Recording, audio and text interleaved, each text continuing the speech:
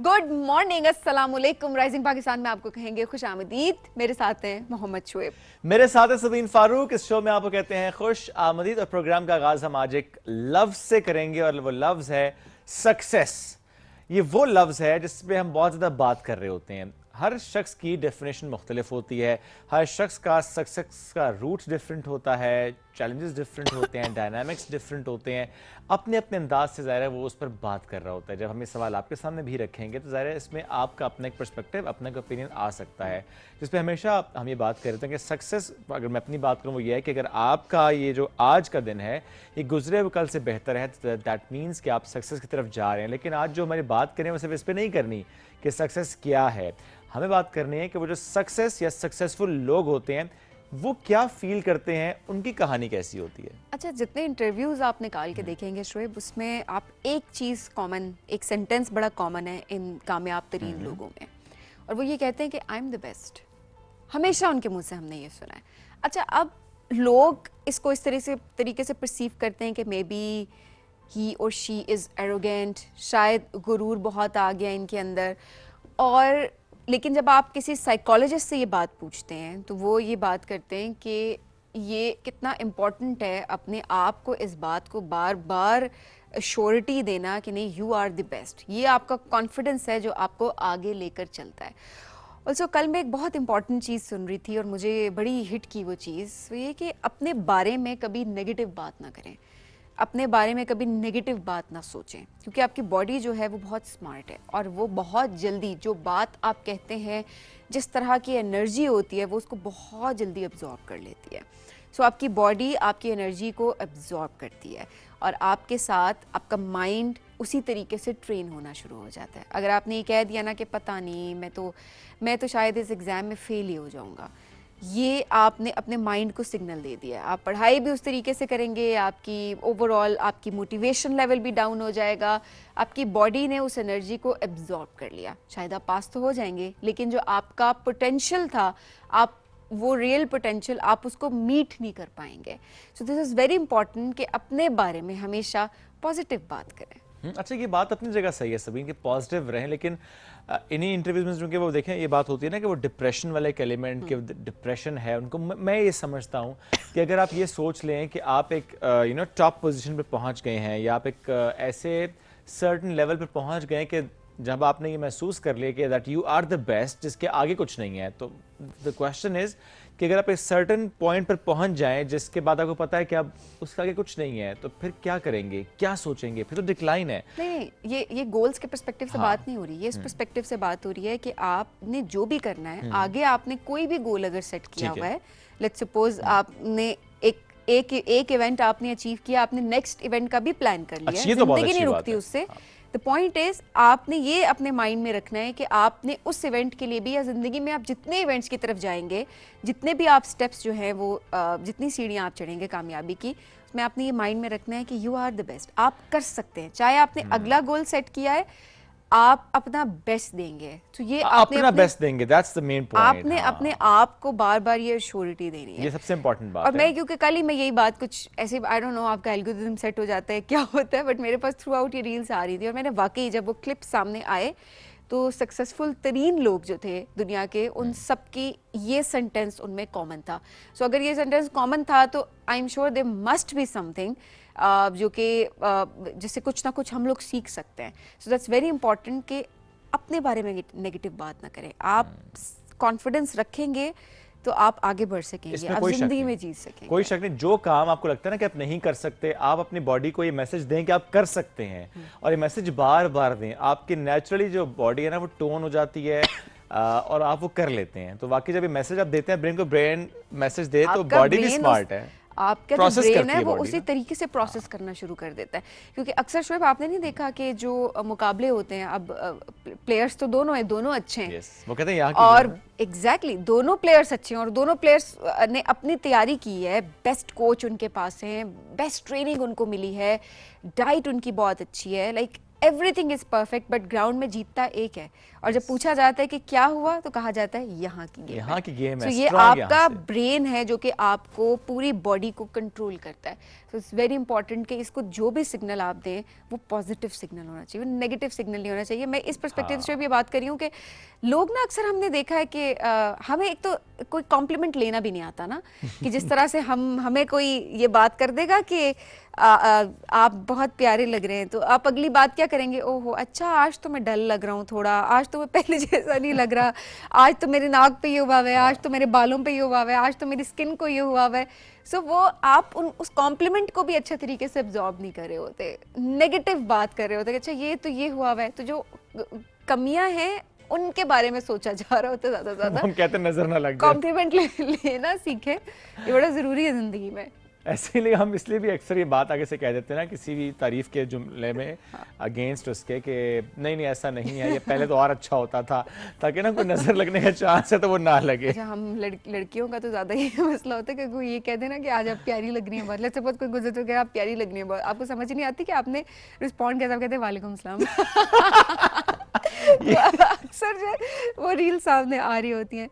Anyhow ये देखिए, ये तो खैर हमारी अपब्रिंगिंग इस तरह की होती है कि हमारी तारीफें बड़ी कम की गई होती हैं ब्राउन पेरेंट्स की तरफ से भी और ओवरऑल भी। तो शायद हमें वो कॉम्प्लीमेंट्स को हमें कभी सिखाया ही नहीं गया कि आपने कॉम्प्लीमेंट्स को किस तरीके से एक्सेप्ट करना है। बिल्कुल ऐसे। चलें जी, हमने अपनी गुफ्तगू यहाँ पे अब रोकनी है, हमें एक ब्रेक की तरफ बढ़ना है। ब्रेक से वापस आएंगे, हमारे मेहमान साथ मौजूद होंगे जिनसे हम आपकी कराएंगे मुलाकात। रहिए हमारे साथ, ये है rising Pakistan.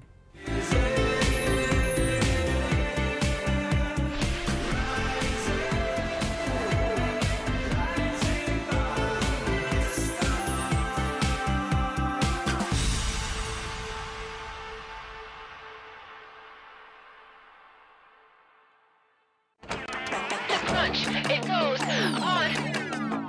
I feel we're ready, yeah. Crunch till it on and on. I feel we're ready, yeah. Crunch till it on and on. Crunch till it on and on.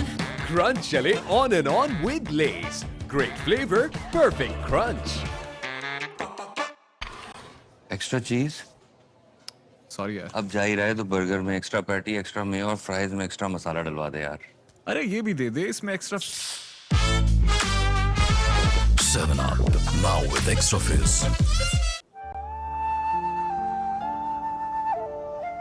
By the way, तुम्हारी paintings में इतना सुर्ख रंग क्यों होता है?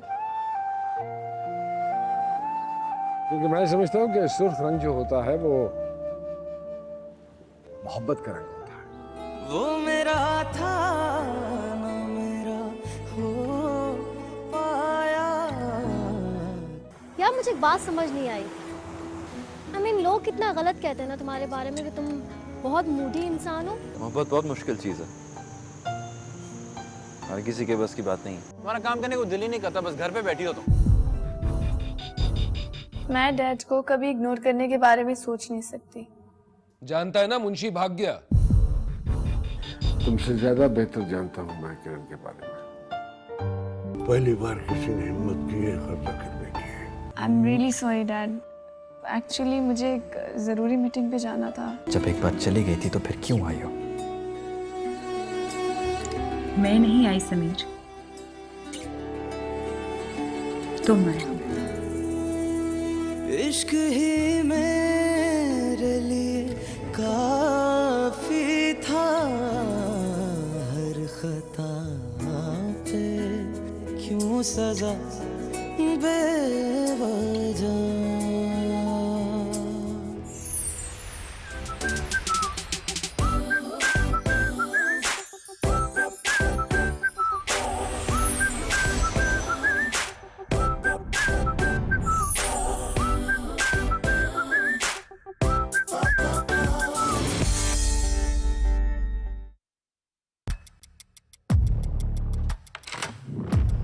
सरों पे पगड़ियां पहनकर खुद को मोतबर समझते हो?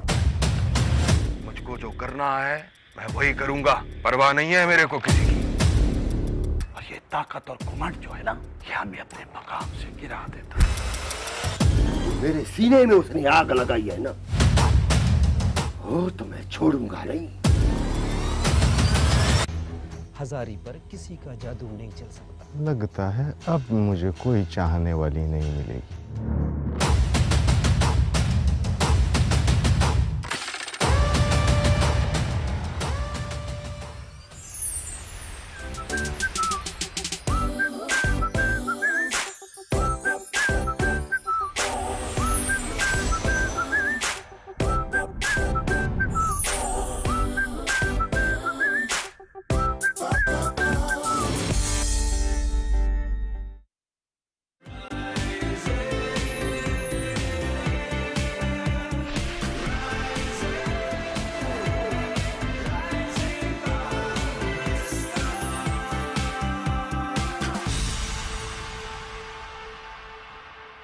Welcome back to Rising Pakistan में आपको कहेंगे खुश आमदीद। इंपॉर्टेंट टॉपिक जिस पे आज हम बात करने जा रहे हैं और सबका मसला ये, हम समेत हम दोनों का बड़ा मसला ये, एक सख्त गर्मी है और आपको नहीं समझ आ रही कि आपकी स्किन केयर क्या होनी चाहिए।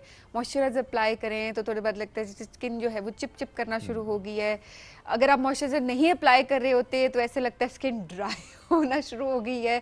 पिगमेंटेशन की शिकायतें बहुत सारे लोग कर रहे हैं कि जी सनबर्न बहुत हो गया है, स्पेशली हाथों की बात करें, ग्लव्स जितने मर्जी पहन लो नहीं फ़र्क पड़ता, कुछ भी कर लो, क्योंकि शायद अब जो सूरज की तपिश है वो इंटेंसिटी इतनी ज़्यादा बढ़ चुकी है कि हमें शायद अब हर तरीके से अपनी स्किन केयर रूटीन्स को भी बेहतर करने की ज़रूरत है। एब्सोल्युटली। अगर आपने हाफ स्लीव्स पहने हो और आप बाहर जाएं और आप चंद घंटे बाहर गुजारने के बाद वापस आएं और शर्ट उतारें तो लगता है आप ड्यूल नेशनल हो गए हैं। मतलब तो इसी बारे से बात करते हैं, स्पेशली बालों के पर्सपेक्टिव से भी आज ज़रूर बात करेंगे कि सर्दियों में तो चलो ठीक है, कहा जाता है कि तेज़ गर्म पानी होता है उसका इस्तेमाल करते हैं तो जी बाल स्कैल्प ड्राई भी होता है, ड्राइनेस होती है और बाल गिरना शुरू। तो गर्मियों में क्यों बाल गिर रहे होते हैं इस गर्मी में, तो जरा जानने की कोशिश करते हैं। एब्सोल्युटली, इस पर हमें बात करें। हमें ज्वाइन किया है डॉक्टर मुबशर डाहा साहब ने, डर्मेटोलॉजिस्ट हैं प्लस ये तर्जुमान पिम्स हैं, उनको वेलकम करेंगे। अस्सलाम वालेकुम जी, कैसे हैं आप? वालेकुम सलाम, thank you very much. Doctor साहब बहुत शुक्रिया, आपको काफी अर्से बाद आज मैंने देखा है तो आप कुछ ज्यादा केयर कर रहे हैं मुझे लगता है। ये आपसे इंस्पिरेशन ले रहे हैं। मेरे से तो ले ही नहीं सकते इंस्पिरेशन, मैं तो खुद उनसे कुछ बहुत करवा चुका हूं। मैंने शेख भाई को फॉलो किया हुआ है तो मैं इनको देखता रहता हूं अक्सर, तो फिर मैं इंस्पायर होता हूं इनसे और फिर उसको फॉलो करने की कोशिश करता हूं। ये आप असल बात नहीं बता रहे ना मुझे क्या कर रहे हैं। I told you.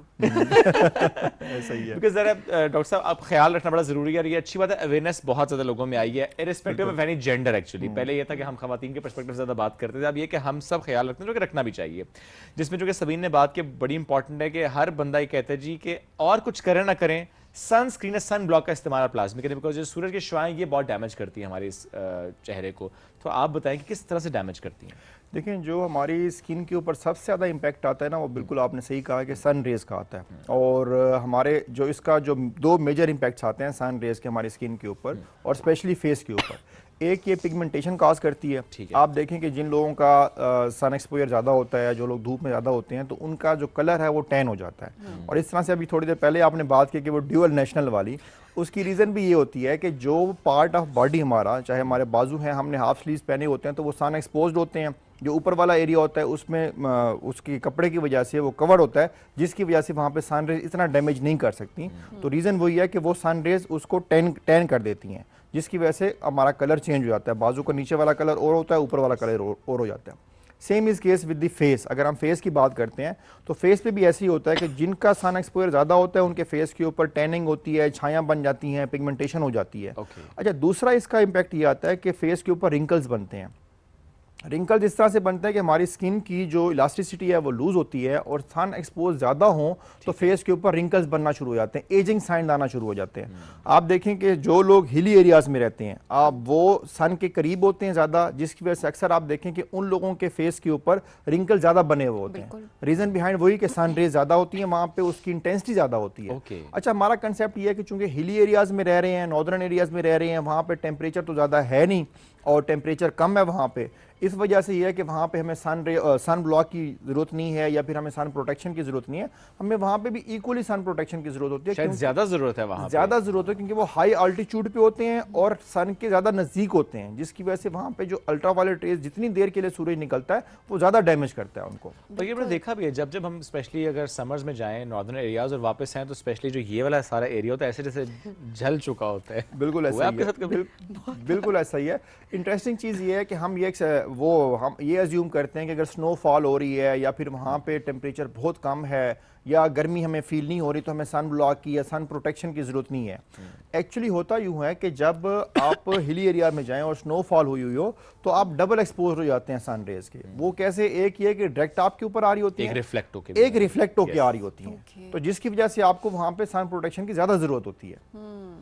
अच्छा डॉक्टर साहब, अब ज़रा स्किन केयर की तरफ हम आते हैं कि किस तरह से अपनी स्किन का ख्याल रखें इस गर्मी के मौसम में जहाँ पसीना बहुत ज़्यादा आ रहा है, धूप में आपको निकलना ही है, तो कौन सा SPF बेहतर होता है? SPF 50 कुछ लोग कहते हैं इनफ है, इससे ज़्यादा अगर आप यूज़ करते हैं तो वो आपकी स्किन को डैमेज भी कर सकता है, केमिकल होता है, तो थोड़ा सा स्किन केयर के पर्सपेक्टिव से बताएगा। देखिए सिंपल स्किन केयर अगर हम बात करते हैं स्पेशली समर सीजन में तो उसकी बहुत सिंपल है। पहली बात तो ये कि जिस तरह ये शुएब भाई ने कहा जी कि आप सन ब्लॉक लाजमी इस्तेमाल करें, सन ब्लॉक के बगैर आप बिल्कुल बाहर ना जाएं।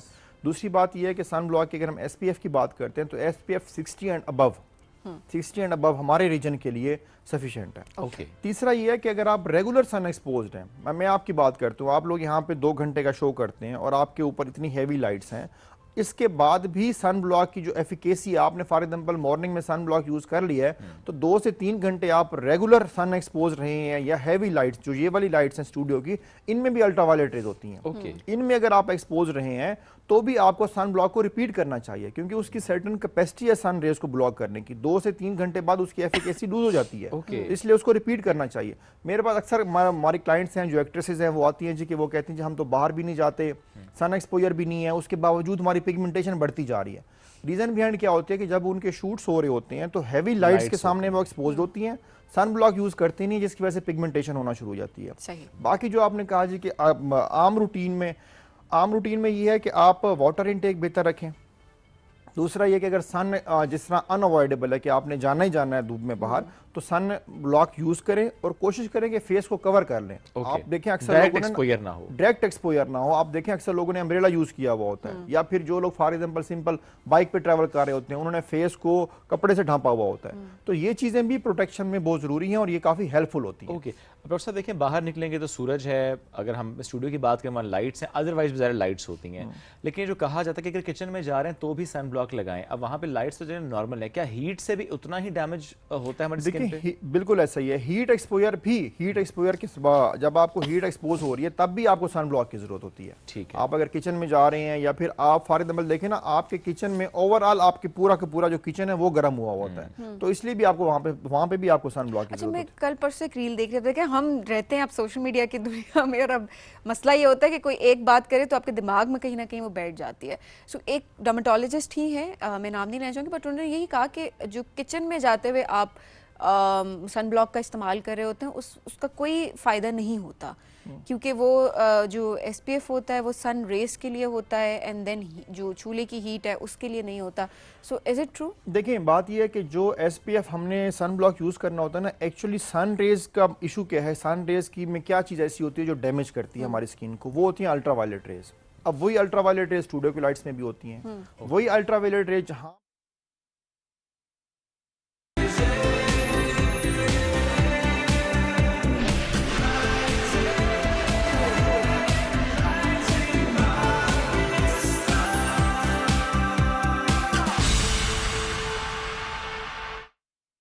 ये नहीं कहता जी कि जो देखें एक है मार्केटिंग, दूसरे है मेडिकल।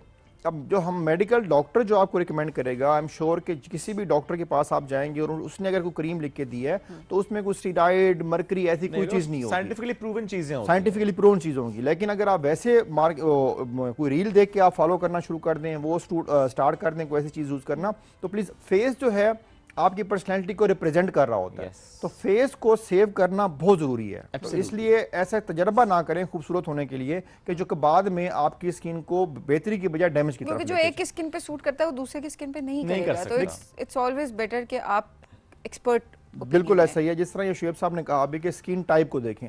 अब देखें कुछ लोगों की स्किन ऑयली होती है, कुछ लोगों की स्किन ड्राई होती है, कुछ लोगों की स्किन कॉम्बिनेशन होती है। अगर ऑयली स्किन वाले, अच्छा सन ब्लॉक डिफरेंट होते हैं, जो ऑयली स्किन वाले हैं उनके लिए हम लोग sebum control sun block use कराते हैं। अगर सीबम कंट्रोल यूज नहीं करेंगे, नॉर्मल सन ब्लॉक यूज करेंगे, उनकी एक्नी बढ़ जाएगी। अब इस तरह से जो ड्राई स्किन वाले होते हैं उनके लिए मेजर्स और होती हैं, ऑयली स्किन वालों के लिए और होती हैं।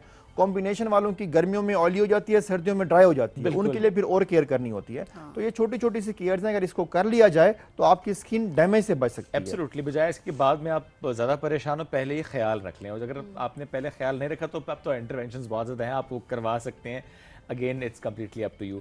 कि आज भी बहुत से पेशेंट्स आते हैं, क्योंकि हम अक्सर ये बात करते आए हैं कि इसी तरह रील देखकर या इसी तरह कोई मर्करी वाली क्रीम लगाकर या कोई भी ऐसी क्रीम के जी आप 4 दिन में गोरे हो जाएंगे, या ब्लीच का बहुत ज़्यादा कॉन्सेप्ट रहा है, लोग ब्लीच कर लेते थे और उससे स्किन डैमेज होती थी। कि अभी भी ऐसा होता है कि पेशेंट्स आते हो कि हमने फ़लाँ क्रीम इस्तेमाल कर लिया, फ़लाँ हमने ऑर्डर किया या हमने ब्लीच कर लिया और स्किन डैमेज हो गया, देन आप कहते हैं मतलब बड़ा मुश्किल है अब इसको रिकवर करना। बिल्कुल ऐसा ही है, और ये सबसे ज़्यादा पेशेंट रिपोर्ट होते हैं इस चीज़ के। और होता क्या है जी कि वो लॉन्ग टाइम अगो जी का 5 साल पहले मेरी शादी हो रही थी तो मैंने 15 दिन के लिए सिर्फ क्रीम इस्तेमाल की थी। और होता क्या है कि देखें, कोई ऐसी चीज़ नहीं है कि जो 15 दिन में आपको बहुत गोरा कर दे। कोई ऐसी चीज़ नहीं है कि जो आपको महीने में इतना गोरा कर दे कि जी कि आप समझें कि आपका कलर पूरा का पूरा ही चेंज हो गया। जो चीज़ ऐसा करेगी उसमें स्टीरॉइड होगा, उसमें मर्करी होगा, उसमें ऐसी चीज़ें होंगी जो आपकी स्किन की हेल्थ को डैमेज करेंगी। तो प्लीज़ हम तो इस चीज़ को बड़ा डिस्करेज करते हैं कि इस चीज़ से अवॉइड करें और ऐसी कोई प्रोडक्ट यूज़ ना करें कि जिसमें ये प्रॉमिस किया गया हो, ये बताया गया हो कि जी कि ये स्किन को 2 दिनों में गोरा कर देगी। अब होता क्या है कि हमारे पेरिफ्रीज में, स्पेशली रूरल एरियाज में, एक जनरल ट्रेंड बना होता है कि 5-6 क्रीमें मिक्स करें, फार्मूला क्रीम है, इसको आप इस्तेमाल करें और 15 दिन में आप देखें गोरे हो जाएंगे। और वो वाकई गोरा हो जाता है, ये फैक्ट है, हो जाता है। मसला ये कि हो भी जाते हैं हो जाता है, लेकिन उससे होता क्या है कि आपकी स्किन की हेल्थ डैमेज हो जाती है। और बाद में, और जो सबसे इंपॉर्टेंट चीज़ है बताने वाली, वो ये है कि उसकी जो साइड इफेक्ट्स हैं कुछ लोगों में 6 साल बाद, 7 साल बाद, 8 साल बाद रिपोर्ट हो रहे होते हैं। कि लोग कहते हैं जी कि अगर हम फॉर एग्जांपल आ जाते हैं, स्पेसिफिक पैटर्न है कि उनके फेस के ऊपर पिगमेंटेशन हुई होती है, हम जब देखते हैं तो आइडिया हो जाता है जी कि इन्होंने ये क्रीम यूज़ की होगी। उनसे पूछते हैं जी आपने कभी गोरा होने वाली क्रीम यूज़ किया? नहीं डॉक्टर साहब, बिल्कुल भी नहीं की। फिर उनसे पूछते हैं जी कुछ साल पहले?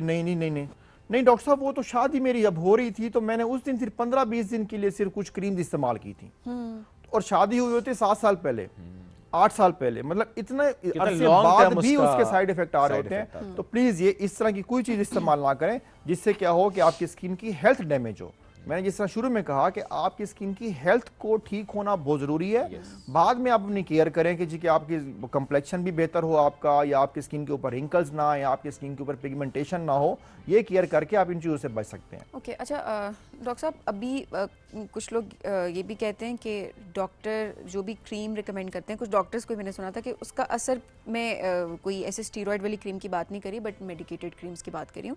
वो कहते हैं कि कोई भी क्रीम अगर आपको डॉक्टर रिकमेंड करे तो उसका असर 3 महीने तक रहता है। 3 महीने के बाद आपको चेंज करनी चाहिए अपनी skin care routine. So is it true? देखिए, क्रीम इसके ऊपर डिपेंड कर रहा है कि कौन सी क्रीम रिकमेंड कर रहे हैं। पहली बात तो ये कि आई एम श्योर कि जो डॉक्टर क्रीम रिकमेंड कर रहे हैं उसमें कोई स्टीरॉयड नहीं होते हैं। अब हमारे पास एंटी पिगमेंटरी क्रीम्स हैं कि जो कि साइंटिफिकली प्रूवन है कि इसको अगर इस्तेमाल किया जाए तो कंप्लेक्शन भी बेहतर होता है और स्किन की टोन भी बेहतर होती है, पिगमेंटेशन भी कम होती है। लेकिन उसका जो इफेक्ट है वो बहुत स्लोली आता है। इस तरह नहीं होता, मैजिक इफेक्ट नहीं आता उसका। उसके 2 महीने बाद, 3 महीने बाद, 4 महीने बाद उसके रिजल्ट्स आते हैं। जो इंपॉर्टेंट चीज़ है वो ये है कि उसको लाइफ लॉन्ग यूज़ नहीं करना होता। अब प्रॉब्लम क्या होता है कि हमने फॉर एग्जांपल क्रीम रिकमेंड कर दी उसको और उन्होंने 2 महीने 3 महीने इस्तेमाल की, कंप्लेक्शन फेयर हो गया, पिगमेंटेशन कम होगी, तो वो क्या करते हैं जी कि वो रूटीन बना लेते हैं, उसको रूटीन में यूज़ करते हैं। जो चेंज करने की बात है वो ये कि उसमें ब्रेक ज़रूरी है। जो सबसे इंपॉर्टेंट है उसमें ब्रेक ज़रूरी है कि don't use it for 2 years, don't use it for 1 year। आपको अगर डॉक्टर कह रहे हैं कि जी आप 2 महीने इस्तेमाल कर लें या 3 महीने इस्तेमाल कर लें, तो 2-3 महीने मैक्सिमम 4 महीने तक जाके फिर आप ब्रेक लें उसमें। और क्रीम्स का ये होता है कि जो डॉक्टर की दी हुई क्रीम होगी उसके रिजल्ट्स आने में टाइम लगेगा, क्योंकि पिगमेंटेशन ओवरनाइट ठीक नहीं होती, रंग ओवरनाइट गोरा नहीं होता, उसके होने में टाइम लगता है। तो अगर टाइम आप पेशेंस के साथ चलें और स्किन केयर में या स्किन को ठीक करने में या स्किन के जो भी ट्रीटमेंट्स हैं, हमेशा हम अपने क्लाइंट्स की काउंसलिंग करते हैं कि आप पेशेंस के साथ चलें, सब्र के साथ चलें। हमारे पास कोई ऐसी मैजिक साइंस नहीं है, कोई ऐसा हमारे पास फार्मूला नहीं है कि हम आपको आज ये टैबलेट दे रहे हैं, आज ये क्रीम दे रहे हैं और कल आप गोरे हो जाएंगे। और जो ओवरनाइट ऐसे होते हैं वो जिस तरह आपने बताया डॉक्टर साहब, वो स्टीरॉइड्स होते हैं और वो ऐसी कंफर्म स्टीरॉइड्स हैं क्योंकि स्किन आप स्किन टाइम लेती है, हील होने में टाइम बिल्कुल लेती ऐसा है। ही है, बिल्कुल ऐसे ही। और दूसरी बात ये कि जो फार्मूला क्रीम इस्तेमाल करके आते हैं उनके फेस के ऊपर पिगमेंटेशन हुई होती है, उसको फिर ठीक करना is not that much easy. Yes, it will take और some हम time. फिर उनको बताते हैं अपने क्लाइंट्स को कि अब आपकी ये स्किन डैमेज हो चुकी हुई है, अब ये इसके ऊपर बहुत टाइम लगेगा, इसके ऊपर प्रोसीजर्स होंगे और फिर Absolutely. वो बार बार करना पड़ता है, तब जाके वो बेहतरी की तरफ जाती है। फिर भी हम उनको 100% गारंटी नहीं दे सकते ये बिल्कुल ठीक हो जाएगी। और जब हम बात करें ना कि रंग गोरा, तो हम ये बात करें कि फॉर एग्जांपल अगर आपका किसी वजह से डैमेज हो गया है, स्किन डैमेज हो गई है, रंग ख़राब हो गया है, डलनेस हो गई है, सन बर्न हो गया है, सन एक्सपोजर की वजह से, तो आप उसको वापसी की तरफ लेकर जा रहे हैं। कतन मतलब ये नहीं कि नेचुरली आपका एक स्किन टोन हम कह रहे हैं कि हम उससे भी वापस गोरा या एक टोन आप करें, ऐसी कोई बात यहाँ पे नहीं हो रही है।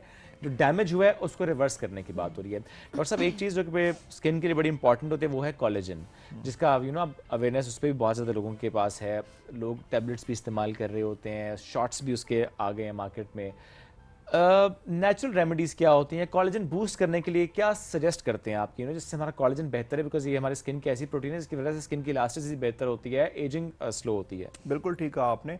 देखिए, जिससे हमने माइक्रोनीडलिंग की बात की है उससे स्किन की रिजुविनेशन होती है। ठीक है। अच्छा, अब ये है कि कोलेजन जो आप कह रहे हैं कि शॉर्ट्स आ गए हैं या टैबलेट्स आ गई हैं या हम ओरल फॉर्म में ले रहे होते हैं, उसका इम्पैक्ट जो है वो स्किन के ऊपर, देखिए हमारा सबसे मेन फोकस फेस होता है। हमारा ऐसा ही जो भी चीज़ हम कर रहे होते हैं, फॉर एग्जांपल कुछ भी हम खाते हैं तो हमारा मेन फोकस होता है कि हमारा फेस या हमारा कंप्लेक्शन बेहतर हो तो वो फेस के ऊपर हो, रिजुविनेशन हो, फ्रेशनेस हो, वो फेस के ऊपर है।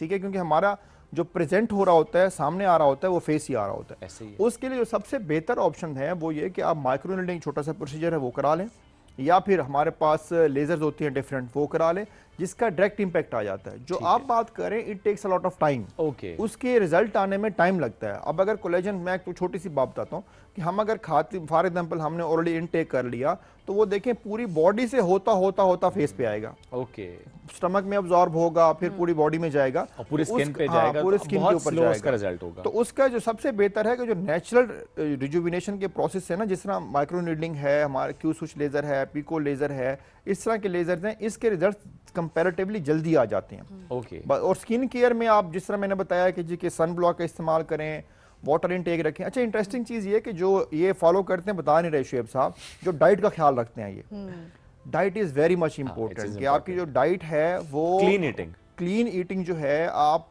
जंक फूड से अवॉइड करें, फिर जो ड्रिंक्स हैं उनसे अवॉइड करें, और कार्ब्स कम लें, स्पाइसी फूड्स कम लें, और साथ ही कि फ्रेश वेजिटेबल्स हैं, फ्रेश जूसेस हैं, इस तरह की चीज़ों का इस्तेमाल करें। इसका डायरेक्ट इम्पैक्ट आता है आपकी स्किन के ऊपर। ये घूर रही है मुझे, मैं नहीं खाता ना, तो पता ही है तुम घूर क्यों रही हो मुझे। मुझे पता था कि ये नहीं खाते इस तरह की चीज़ें, इसलिए मैं बता रहा हूँ कि शुएब साहब ये नहीं कर रहे, तो उनका देखें कि उनका फेस माशाल्लाह ही इज़ गुड। और दूसरी बात ये है कि जो स्लीप है, sleep is very much important. True. Screen का इस्तेमाल कम करें। स्क्रीन का इस्तेमाल से क्या होता है कि जी अंडर आई सर्कल बन जाते हैं। अक्सर लोग कहते हैं जी कि हमारी इस अंडर आई सर्कल बने, यंग बच्चे होते हैं, यंग बच्चियां होती हैं, तो उनकी स्किन के गिर्द हल्के बनना शुरू हो जाते हैं। तो हम हमेशा उनको ये रिकमेंड करते हैं कि जी आप नाइट टाइम स्किन का इस्तेमाल कम से कम करें, स्लीप बेहतर करें। फिर वो लोग आ जाते हैं जी कि हमने फिलर करवाना है, तो फिलर, देखिए हर चीज़ का सोल्यूशन अवेलेबल है, लेकिन आप उस लेवल तक जाते क्यों हैं? आप स्किन को डैमेज करते क्यों हैं कि हमें फिर उसकी तरफ जाना? तो बेहतर है कि पहले ख्याल रख लें, और जो नेचुरल तरीके हैं उनसे ख्याल रख लें, और छोटी सी रूटीन अपनाने से आप खासे महंगे प्रोसीजर से और तकलीफ दे प्रोसीजर से, भले आप जितना मर्जी कह लेंगे पेनलेस प्रोसीजर्स हैं, बट सम हाउ उसकी कॉस्ट भी होती है, एंड थोड़ा बहुत उसका पेन तो होता है। तो बेहतर है कि उससे पहले ख्याल रख लें खाने पीने का। तो होता है, अच्छा खासा हो जाता है, डिपेंडिंग ऑन द प्रोसीजर। हाँ, प्रोसीजर फर्क होता है। अदरवाइज बहुत से अब तो ऐसे हैं जिसमें नहीं भी हो रहा होता। That's all. Dr. Thank you very much for joining us. It's great to have you. नाज़रीन, हम अभी एक ब्रेक की तरफ बढ़ रहे हैं, ब्रेक से वापस आएंगे, रहिए हमारे साथ। ये है राइजिंग पाकिस्तान।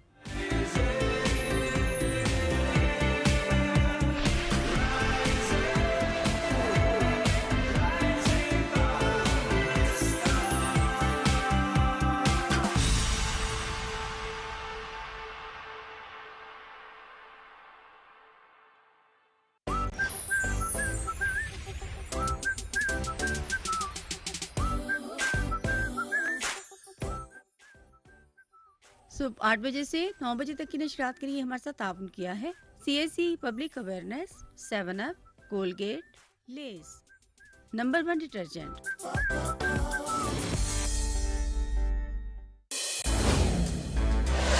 किसने बनाया है ये? ऐसे ऐसे ऐसे ऐसे क्यों? क्यों?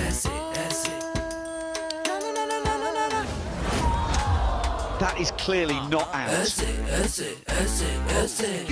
That is a terrible decision. क्योंकि आ गया नया लीज मैक्स जिसके ऐसे शिफे हैं मैक्स क्रंच, मैक्स फ्लेवर और max taste. New Lay's Max, the ultimate potato chip experience। Uncle एक कुरकुरे। कुरकुरे ही क्यों? सीन कुछ ऐसा है कि कुरकुरे का कॉर्न से बना क्रंची कड़ाका मिर्ची मसाला मेरी टेस्ट बड्स को पीक मेल कैरेक्टर एनर्जी देता है। कुरकुरे का signature gold flavour serving only wins और मैं अपने कड़ाका एरा में क्रेजी।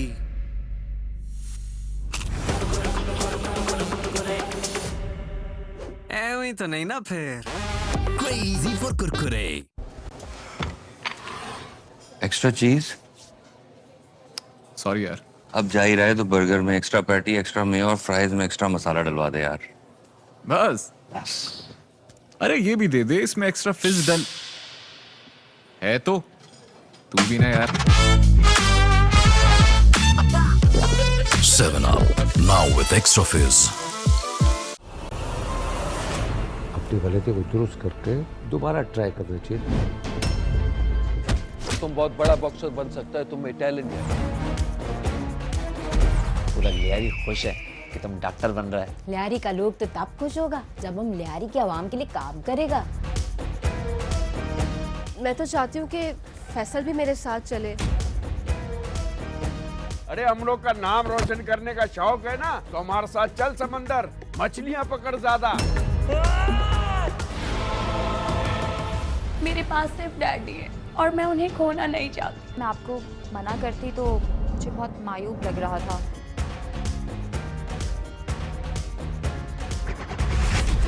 कितनी बार मना किया, नहीं करो ये सब, तुम हमारा बात नहीं मानते है। अरे बॉक्सर, तुझे डर लग रहा होगा। मत्ता नहीं है, और अब तेरे को डरना चाहिए।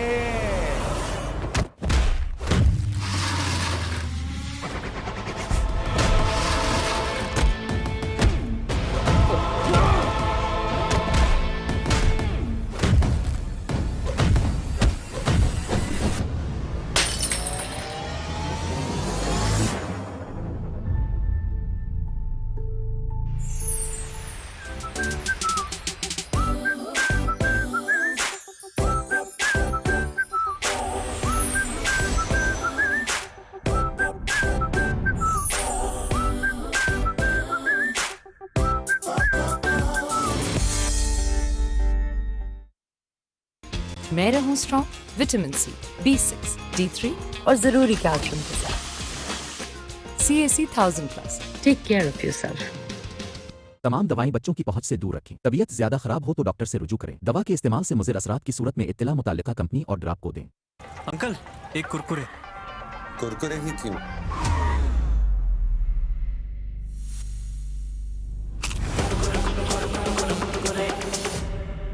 ऐਵੇਂ तो नहीं ना फिर। Crazy for Kurkure.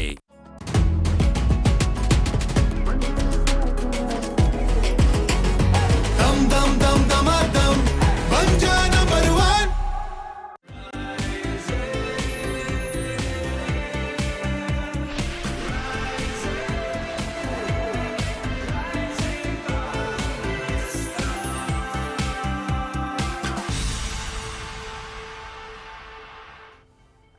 Welcome back. Rising Pakistan में एक बार फिर कहते हैं खुश आमदीद। आज का ये मौजू इंतहाई अहम मौजू है।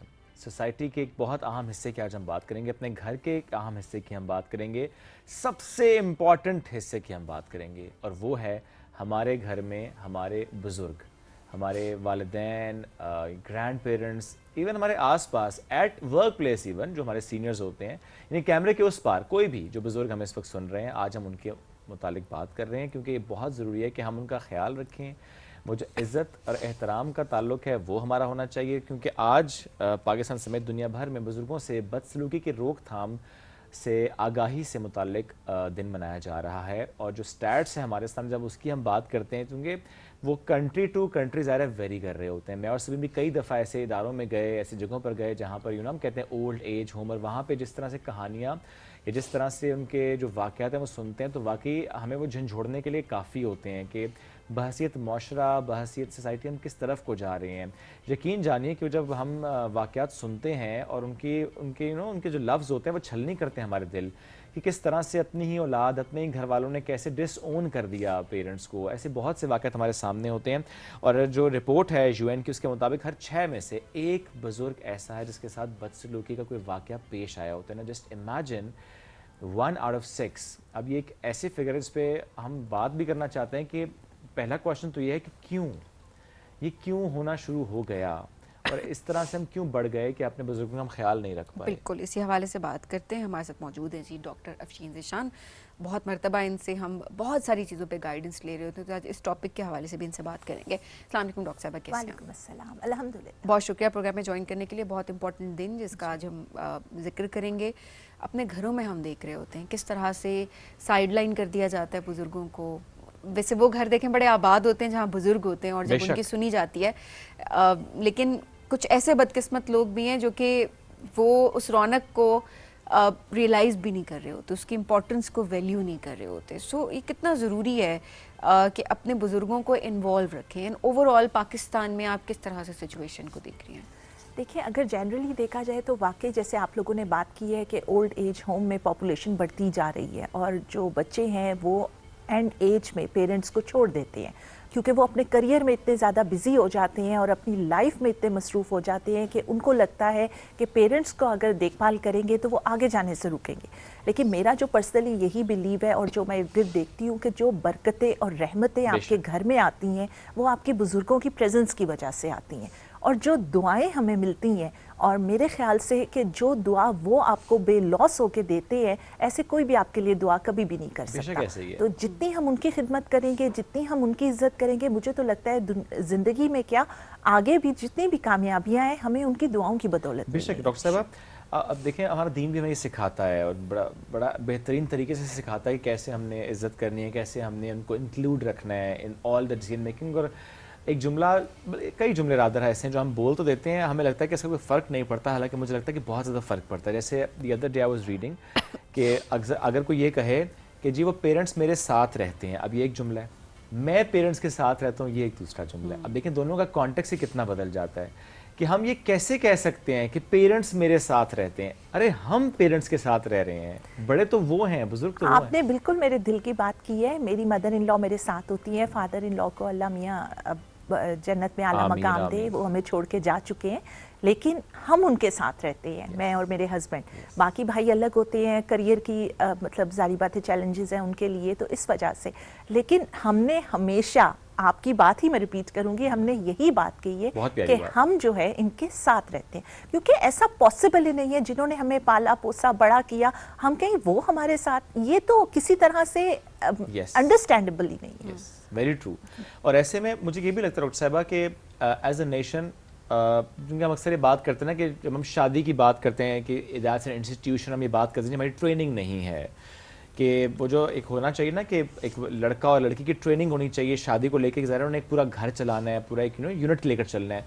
एट द सेम टाइम मुझे लगता है कि हमें अपने बुज़ुर्गों के साथ जिस तरह से डीलिंग करनी चाहिए, we are not trained at a larger context, we are not trained. क्योंकि देखें वो जिस एज में होते हैं, जो उनका एक फ़िज़िकल साइकोलॉजिकल हेल्थ होती है, जो डाइट एंड जो एक मैं कहूँगा कि जनरेशनल ट्रॉमास के साथ वो आए होते हैं, उनके साथ डील करने के लिए वी आर नॉट ट्रेंड।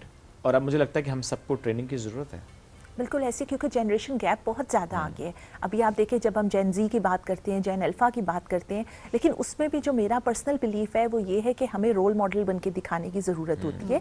क्योंकि जब आप अपने घर में, बहुत सारी ऐसी बातें हैं जो हम अपने बच्चों को बोल के समझा नहीं सकते, और अगर हम बोल के समझाएंगे तो वो एक लेक्चर की तरफ बात चली जाएगी। लेकिन अगर हम अपने बुजुर्गों की इज्जत कर रहे हैं, एहतराम कर रहे हैं और कभी उनके अगेंस्ट कोई बात नहीं कर रहे, अपने बच्चों से डिस्कस नहीं कर रहे, तो डेफिनेटली फ्यूचर में वो हमें फ़ायदा देगी, क्योंकि बच्चे वो देख रहे हैं कि हम बुजुर्गों को अपने किस तरह से इज्जत और एहतराम दे रहे हैं, तो बच्चे वैसे ही हमें भी देंगे। क्योंकि हर इंसान ने उस उम्र में पहुंचना है। अगर आज हम बैठे हैं और हम कह रहे हैं कि हमने कोई तीर चला लिए और हम तो ऐसे होंगे ही नहीं, ये पॉसिबल ही नहीं है। बीमारियां सबके साथ हैं, ढलती उम्र के साथ बहुत सारे चैलेंजेस, बहुत सारी प्रॉब्लम्स हैं, और हमने जहाँ पे आज हमारे पेरेंट्स हैं वहाँ पे 4 दिन को हमने मौजूद होना है, और हम उनसे वैसे ही रवैया रखें जैसे हम रवैया अपने बच्चों से एक्सपेक्ट कर रहे हैं।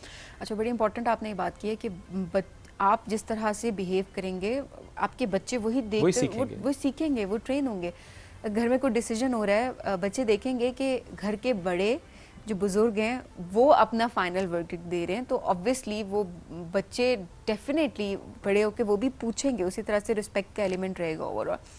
अफशीन साहब, एक तो हम ज़रा ये जो बदसलूकी के वाक़यात होते हैं अक्सर हम इन पे भी ज़रूर आएंगे, बट जिस तरह शुएब की बात है, मैं क्योंकि ट्रेनिंग नहीं होती, शादी से पहले भी बात नहीं हो रही होती, हर चीज़ के बारे में बात होगी लेकिन फैमिली डायनामिक्स को नहीं समझाया जाता या कोई समझता नहीं, इस बारे में डिस्कशंस नहीं हो रही होती।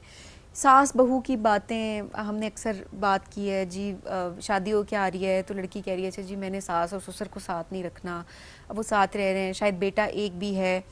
जनरली मैं भी थोड़ा क्लैरिफाई करूँ, मैं जो जॉइंट फैमिली सिस्टम की बात कर रही होती हूँ, मैं सबके साथ रहने की बात कर रही होती हूँ कि मैं उसको डिस्करेज करती हूँ पर्सनली, कि जिस तरह सारे भाई एक जगह रह रहे हैं वो कहीं ना कहीं आ जाती है दरार, लेकिन जो आपके पेरेंट्स हैं वो आपकी रिस्पॉन्सिबिलिटी हैं, उसको आप इसमें जॉइंट फैमिली सिस्टम में कंसिडर नहीं कर सकते, वो तो घर का एक पार्ट है और जिसके बगैर बेसिकली घर नामुकम्मल होता है। सो ऐसे में किस तरह से ये ट्रेनिंग्स दी जाए, इन डिस्कशंस को आम किया जाए, क्योंकि अक्सर जब हम ये ओल्ड एज होम में देखते हैं ना तो जो बुज़ुर्ग ख़वातीन होती हैं वो ये कहती हैं कि जी उसने बीवी के कहने पे हमें निकाल दिया। खैर कोई जस्टिफिकेशन नहीं है कि वो औलाद ही कैसे जिसने किसी के कहने पे निकाल दिया, बट ये घर के अंदर माहौल इस तरह का डेवलप होता है, इसको आप किस तरह देखती हैं? देखिए, सबसे पहले तो हमें एक जो मिसअंडरस्टैंडिंग है ना वो ये है कि जो पेरेंट्स हैं वो बेटे की रिस्पॉन्सिबिलिटी होती है, इसको क्लियर करना चाहिए, क्योंकि जो पेरेंट्स हैं वो बेटा और बेटी दोनों की रिस्पॉन्सिबिलिटी होती है। कहीं भी ये नहीं लिखा हुआ कि बेटे के साथ मतलब बेटा पेरेंट्स के साथ रहेगा और वो उनको संभालेगा। एक तो हमारी सोसाइटी में ये बहुत बड़ा टैबू है जिसके साथ हम चल रहे हैं, और हमें ये लगता है कि जब एक खातून घर में शादी होके आई है तो बेटे की जिम्मेदारी है, और जो बहुएं हैं वो ये सोचती है कि हमारी जिम्मेदारी नहीं है। लेकिन मैं ये कहूँगी कि अपने पेरेंट्स की भी उन पर जिम्मेदारी है, और जब जिस के साथ आपका ताल्लुक जुड़ा है और जिस घर में आप आए हो तो उस घर में भी जितने बुजुर्ग हैं वो आपकी जिम्मेदारी बन जाते हैं। क्योंकि मुझे ये लगता है कि जो जॉइंट फैमिली सिस्टम है, जैसे आपने बात की कि सबका साथ रहना ज़रूरी नहीं है, बट पेरेंट्स की दुआओं के साथ रहना बहुत ज़रूरी है, क्योंकि पेरेंट्स मतलब इस एज में आप खुद को अपनी जगह उनकी जगह रख के इमेजिन करो कि आपके बच्चे आपको छोड़ के चले जाएं तो आप क्या करोगे? आपके पास तो ज़िंदगी का कोई मकसद ही नहीं रहेगा। तो सिर्फ मैं ये सोचती हूँ, मैं ये कहती हूँ कि कोई बदसलूकी करने का सोच भी कैसे सकता है अगर सिर्फ आप खुद को उनकी जगह इमेजिन करें कि हमारे बच्चे बड़े होके जब हम इस एज में पहुँचेंगे हमारे साथ ऐसा सलूक करें। एब्सोल्युटली। और डॉक्टर साहब देखिए, बदसलूकी तो आई थिंक देखिए कि एक्सट्रीम केस है। आप साइलेंटली अगर डिसओन भी कर रहे हैं ना तो वो भी एक पार्ट है इसका बदसलूकी का, जो कि आपको लगता है आप जस्टिफाई कर लेंगे, वो चूंकि जी मेरी जॉब फलाने मुल्क में हो गई थी या फलाने शहर में हो गई थी तो मैं चला गया, या वो जी मेरे घर में कुछ ऐसे कमिटमेंट्स हैं या हम घर पे नहीं होते तो कौन ख्याल रखेगा इसलिए हम नहीं रख सकते। आप जो मर्ज़ी तावील ले आएँ, जो गलत है वो गलत रहेगा, ये बात यहाँ पे जो है ना मुकम्मल करते हैं। At the same time doctor साहब, हमने अपने सोसाइटी में ही देखा है जिसने अपने पेरेंट्स को डिसओन किया है, खुदा ना खास्ता, या ग्रैंड पेरेंट्स के साथ एक गलत रवैया रखा है, या सोसाइटी में किसी भी बुजुर्ग के साथ एक गलत रवैया रखा है, वो उनके सामने आया है, किसी न किसी सूरत में सामने आया है। और मैं कहूँ कि उसके लिए कोई 2-3 दहाइयाँ भी नहीं गुजारते आप, वो यूँ औलाद के सूरत में आपके सामने आ जाता है, किसी सूरत में आपके सामने आ जाता है, financial, emotional, physical, in any form आपके सामने आ जाता है अगर आप उसे अंडरस्टैंड करें। तो अल्लाह हम सबको ये तौफीक दे जी कि हम ऐसा कुछ करने का सोच भी ना सकें, मतलब सोचना भी जो है ना हमारे लिए नहीं होना चाहिए। लेकिन अगेन इंसान है, ख़ता का पुतला है इंसान, हम सबसे गलतियाँ होती हैं। मैं बात इसलिए करूँ जो कि मैं खुद मेरे से कई दफ़ा शायद ऐसी गलती हो जाती होगी, क्योंकि देखें बुज़ुर्ग होते हैं ना, हम अक्सर देखते हैं कि due to any issue they repeat things. हमारे यहाँ ये होता है कि जब बुज़ुर्ग कोई बात बार बार करें तो औलाद थोड़ा सा इरिटेट हो जाती है, कोई ना कोई ऐसा जुमला आप ऐसे करके बात कर देते हैं जो कि गलत है, बहुत ही गलत है। वो जब कुरान में भी है ना कि उफ़ भी ना करो, तो वो यही है कि अगर आपने किया भी है फील तो वो गलत है, वो नहीं करना चाहिए। अगेन बात की ट्रेनिंग नहीं है, पता ही नहीं है कैसे करना है। और इसको यूँ अंडरस्टैंड कर लेते हैं कि देखें, जब हम छोटे होते हैं हम 10 बार वालिदैन से कोई चीज़ पूछते हैं, वो 11वीं दफ़ा भी बताते हैं। वालिदैन दूसरी बार पूछते हैं तो हम कहते हैं पहले तो बताया था। तो ये इसको अंडरस्टैंड करना है कि वो बिल्कुल अब उस हमने ना रोल स्विच कर लिया अब, यू नो, जब हम छोटे थे तो हम 10 बार पूछते थे, अब वालिदैन जिस स्टेज पे वो हमसे 10 बार अगर पूछेंगे तो कोई मसला नहीं है। ये अंडरस्टैंड करना है कि वो एज ऐसी है, हमें इसको अंडरस्टैंड करना चाहिए। डॉक्टर साहब, व्हाट डू यू थिंक, हम और क्या करें as a nation, you know, what interventions do we need in our society to fix this problem actually हमें सबसे पहले तो ये इस ट्रेनिंग की ज़रूरत है कि पैसा ही सब कुछ नहीं होता, फैमिली टाइज बहुत इंपॉर्टेंट है। क्योंकि यूजुअली हम इस चीज़ का जो एक एविडेंस है वो यही देते हैं कि बच्चे का करियर है, फॉरेन कंट्री में है, पेरेंट्स को नहीं ले जा सकता। लेकिन मुझे ये लगता है कि अगर आप अपने मुल्क में भी थ्राइव कर सकते हैं, अपने मुल्क में आपके पास इतने रिसोर्सेज हैं कि आप बेहतर परफॉर्म कर सकते हैं, तो आपको अपने पेरेंट्स के साथ जो रहना है उसका सब्स्टिट्यूट पूरी दुनिया में कहीं भी नहीं है। और आप ये देखें कि जो बच्चे आप डे केयर में छोड़ेंगे या अपनी मेड्स पे छोड़ेंगे, वो बच्चे अगर ग्रैंड पेरेंट्स के साथ रहेंगे तो वो आपसे बेहतर तरबियत करेंगे। Absolutely. मेरे ख्याल से अपने बच्चों को शायद ग्रैंड पेरेंट्स इतने बेहतर तरीके से नहीं संभालते, क्योंकि उस टाइम उन पे जिम्मेदारियां बहुत ज़्यादा होती हैं। लेकिन जो अपने ग्रैंड चिल्ड्रन होते हैं उनको वो बहुत बेहतरीन तरीके से कहते हैं ना, औलाद की औलाद ज़्यादा प्यारी ज़्यादा होती है। असल से सूद प्यारा होता है, ये कहा जाता है। लेकिन मैं यही कहती हूँ हमेशा कि थोड़ी सी हमें तरबियत की ज़रूरत है। उस तरबियत में हमें करियर के एम्बिशन सब अपनी जगह हैं। आपको एम्बिशियस होना चाहिए, आपने कुछ अचीव करना है, अपने स्टडीज़ की है, लेकिन हमें ये भी सिखाना चाहिए बच्चों को कि फैमिली से बढ़ के इस दुनिया में कुछ भी नहीं है। और जब तक आप बैलेंस नहीं करोगे फैमिली लाइफ को और अपनी जो प्रोफेशनल लाइफ है उसको साथ लेके नहीं चलोगे, तो किसी भी सूरत आप कामयाब नहीं हो सकते। आप देखिए बच्चे इतने कामयाब होते हैं, लेकिन जब वो मुड़ के पीछे देखते हैं तो उनके साथ उनके बुजुर्ग खड़े नहीं होते, क्योंकि वो उन्हें कहीं पीछे छोड़ आए होते हैं। तो ये एक रियलिटी है, हार्श रियलिटी है, लेकिन हमें एक्सेप्ट करना चाहिए कि कुछ हमारी तरबियत में भी कमी है और उस तरबियत को देखना है हमने कि वो कमी कहाँ हो रही है। और कामयाबी की जो डेफिनेशन है ना, उसको रीडिफाइन करने की ज़रूरत है, बिल्कुल ऐसे बच्चों को सिखाने की ज़रूरत है। क्योंकि हमेशा शायद हम वैल्यूज़ की बात कम कर रहे होते हैं, अपने बच्चों को बस ये बता रहे होते हैं कि जी कामयाब होना है आपने ज़िंदगी में, इस पोजीशन पे पहुंचना है, जो कि बहुत ज़रूरी चीज़ है, वो भी एक कामयाबी की किस्म है। बट ये भी तो एक कामयाबी है कि आपने अपनी फैमिली के साथ आप जुड़े हुए हैं, अपनी वैल्यूज़ के साथ आप जुड़े हुए हैं, अपने पेरेंट्स को आप दरबदर नहीं कर रहे किसी एक एज में, उनको आप वैल्यू दे रहे हैं। ये सबसे बड़ी कामयाबी है, असल कामयाबी ये है।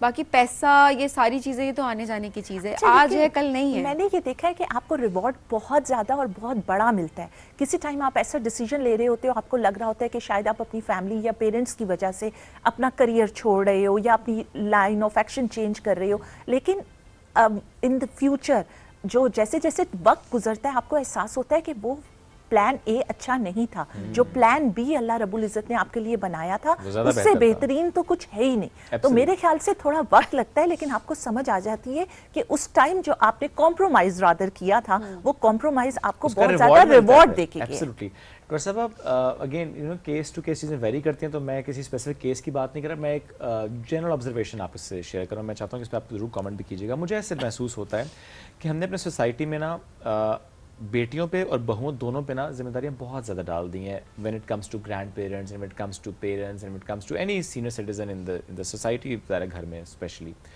कि बेटी ख्याल रख रही है, बहू ख्याल रख रही है। ये जो हमारी सोसाइटी के मर्द है ना, ये नहीं ख्याल रख रहे, ना बेटा ख्याल रख रहा है, ना दामाद ख्याल रख रहा है। जनरली ये हमने देखा है। What do you think? क्या वाकई ऐसा, अगर ऐसा है तो फिर हम इसको कैसे फिक्स कर सकते हैं? देखिए, ये सोसाइटी में हमारे एक जो टैबू की मैंने बात की थी, ये चलता आ रहा है, क्योंकि घर का मर्द ये समझता है कि वो घर से बाहर निकल रहा है, वो अर्न करके ला रहा है, तो घर की जो रिस्पॉन्सिबिलिटी है वो घर की खवातीन पे है और इससे निकलना पड़ेगा। और अभी जो जेन जी के बारे में हम नेगेटिव बातें भी बहुत सारी देखते हैं, लेकिन बहुत सारी पॉजिटिव बातें भी ये हैं कि वो लोग कॉन्ट्रीब्यूट करते हैं, हर चीज़ में पार्टिसिपेट करते हैं घर के कामों में।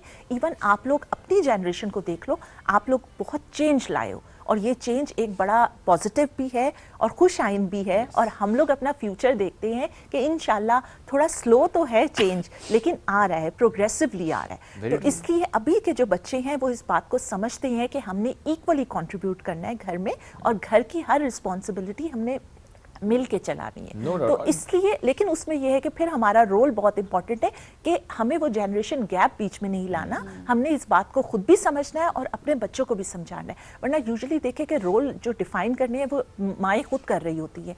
बेटी है भाई को पानी ला के दो, भाई को ये करो। तो जब हमने खुद ही डिफाइन कर दिया तो हम कैसे एक्सपेक्ट कर सकते हैं कि 4 दिन को हमारा जो बच्चा है वो अपनी बीवी के आने पर उसकी मदद करेगा।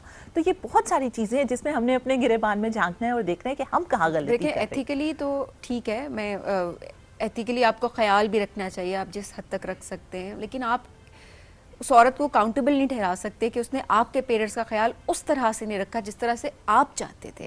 रिस्पॉन्सिबिलिटीज़ एंड एवरीथिंग असाइड, ठीक है वो सब चीज़ें अपनी जगह पे हैं, बट यकीन जाने आपकी जो बीवी है उससे उसके पेरेंट्स के बारे में हिसाब होगा और आपसे आपके पेरेंट्स के बारे में हिसाब होगा।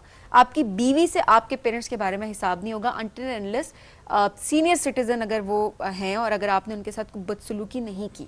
तो ख्याल रखना आपका फ़र्ज सबसे पहले है, उसके बाद मॉरल रिस्पॉन्सिबिलिटीज़ वो सब चीज़ें अपनी जगह पे। वो हमारा एक कल्चर बड़ा खूबसूरत सा है, खूबसूरत अगर उसको रखा जाए तो हमारा एक कल्चर ज़रूर है कि हम फैमिली के साथ जुड़े रहते हैं, हम ख्याल रखते हैं और हमें रखना भी चाहिए। I think it should be mutual, मिल के रखें, घर को घर बनाएं, ये बहुत इंपॉर्टेंट है। आखिर में अफशीन साहिबा उन लोगों को चाहूँगी ज़रूर कोई पैगाम दें जो ओल्ड एज होम में अपने पेरेंट्स को छोड़ गए या अपने ग्रैंड पेरेंट्स को छोड़ गए, कि उनको घर के बुज़ुर्ग अपने माँ बाप उनको बोझ लगना शुरू हो गए। और यकीन जाने जब ओल्ड एज होम आप विज़िट करते हैं तो आपको समझ नहीं आती आप बात क्या करें उन लोगों से। क्या आप उनके ज़ख्मों को खुरेदें या आप उनको सुने तो उनका शायद दर्द कम हो जाए, अंडरस्टैंड नहीं कर पाते। स्पेशली हम अक्सर इंटरव्यूज़ करने जाते हैं, मुझसे बात नहीं होती उनसे कि मैं किस तरह से बात, क्या उनके आप ट्रॉमा को दोबारा से ट्रिगर कर रहे हैं, आपको समझ नहीं आती। और ये वो लोग जो कि ये हरकत कर जाते हैं कि उनको निकाल देते हैं घरों से या ओल्ड एज होम छोड़ जाते हैं, क्या मैसेज देंगी आप उनको? देखिए मुझे ये लगता है कि हम लोग बाज़-औक़ात वेस्टर्न सोसाइटी के ऐसे नेगेटिव ट्रेंड्स फॉलो कर रहे होते हैं जो कि हमारी सोसाइटी में एक्सेप्टेबल नहीं है। और हमें तो बचपन से यही सिखाया जाता है कि बुज़ुर्ग आपके साथ रहेंगे, लेकिन जो वेस्टर्न सोसाइटी के ट्रेंड्स है जैसे मदर्स डे, फादर्स डे, हमारे लिए तो हर दिन मदर्स डे है, हर दिन फादर्स डे है, क्योंकि हमारे पेरेंट्स हमारे साथ हैं, हम उनके साथ हैं। लेकिन ये जो कुछ नेगेटिव ट्रेंड्स हैं इनको हमें डिस्करेज करना चाहिए। और मुझे तो ये लगता है कि अगर कोई ऐसी अजियतनाक हरकत, मैं अजियतनाक बोलूँगी क्योंकि ओल्ड एज होम में खुद भी बहुत ज़्यादा गई हुई और मैंने बहुत सारी सैड स्टोरीज, ट्रैजिक स्टोरीज सुनी हुई है, तो ऐसी हरकत करता है तो उसके जो इर्द गिर्द के लोग हैं उन्हें भी उन्हें स्नैप करना चाहिए कि आपने कैसे ये हिम्मत की। मुझे तो समझ नहीं आता आप उस इंसान से किस तरह से मिल सकते हैं या कोई एक्सपेक्टेशन रख सकते हैं कि जो अपने पेरेंट्स को ओन नहीं कर रहा, आप उसके साथ इवन अपने कारोबारी मामलात या प्रोफेशनल जो टाइज है वो भी किस तरह से रख सकते हैं कि जो अपने पेरेंट्स को ऑनर नहीं दे रहा, इज्जत नहीं दे रहा, वो आपके साथ क्या करेगा फ्यूचर में।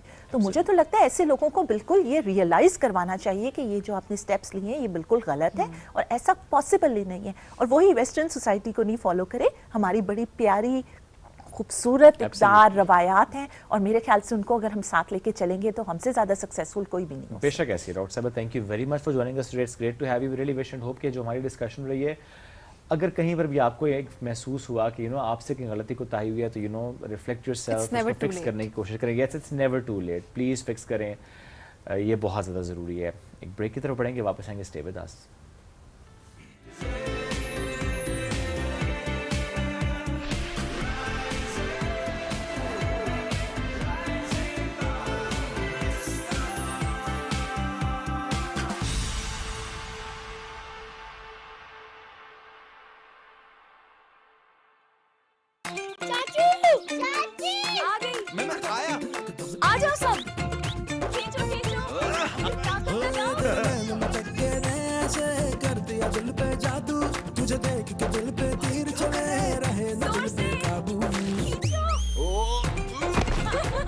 बहुओं के हाथों में दम है।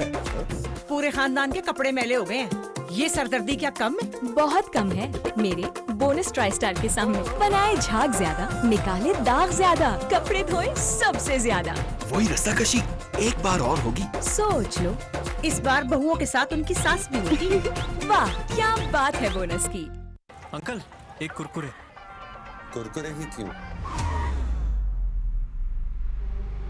सीन कुछ ऐसा है कि कुरकुरे का कॉर्न से बना क्रंची कड़ाका मिर्ची मसाला मेरी टेस्ट बड्स को पीक मेल कैरेक्टर एनर्जी देता है। कुरकुरे का signature gold flavour serving only wins और मैं अपने कड़ाका एरा में क्रेजी।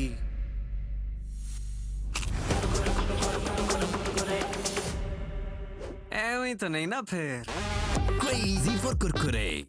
मैं रहूं strong, vitamin C, B6, D3 और जरूरी कैल्शियम के साथ। CAC 1000+। Take care of yourself. तमाम दवाएं बच्चों की पहुंच से दूर रखें। तबीयत ज्यादा खराब हो तो डॉक्टर से रुजू करें। दवा के इस्तेमाल से मुज़िर असरात की सूरत में इत्तला मुताल्लिका कंपनी और ड्राप को दें।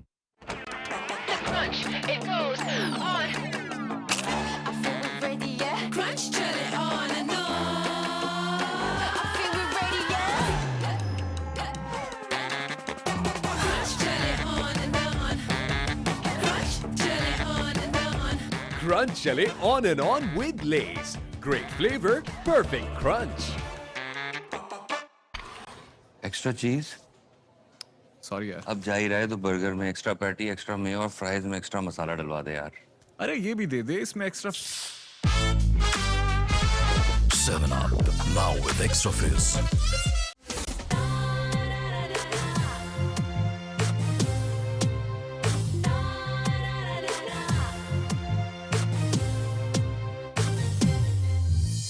जो थी अनकही, जो थी अनसुनी, जिंदगी फिर भी रवा, सितारों का जहां,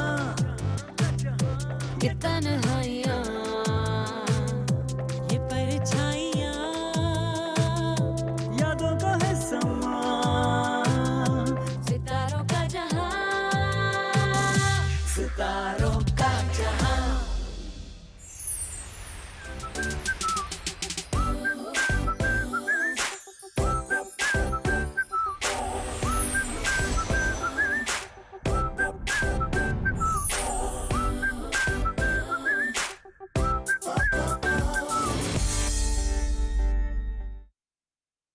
मैं रहूं strong, vitamin C, B6, D3 और जरूरी कैल्शियम के साथ। CAC 1000+। Take care of yourself. तमाम दवाएं बच्चों की पहुंच से दूर रखें। तबीयत ज्यादा खराब हो तो डॉक्टर से रुजू करें। दवा के इस्तेमाल से मुज़िर असरात की सूरत में इत्तला मुताल्लिका कंपनी और ड्राप को दें। अंकल एक कुरकुरे। कुरकुरे ही क्यों?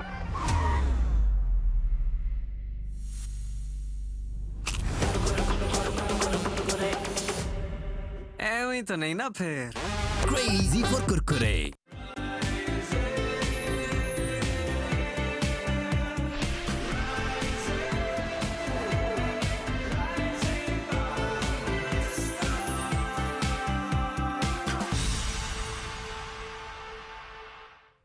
Welcome back. राइजिंग पाकिस्तान में एक बार फिर कहते हैं खुश आमदीद।